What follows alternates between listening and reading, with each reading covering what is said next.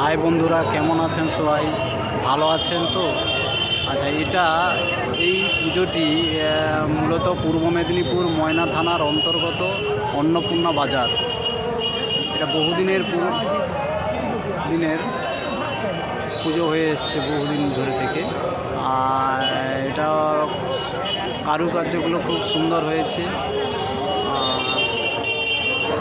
এইমাত্র প্যান্ডেল প্রায় কমপ্লিট হওয়ার পথে, এখনও কাজ চলছে। কাল থেকে পুজো শুরু হবে।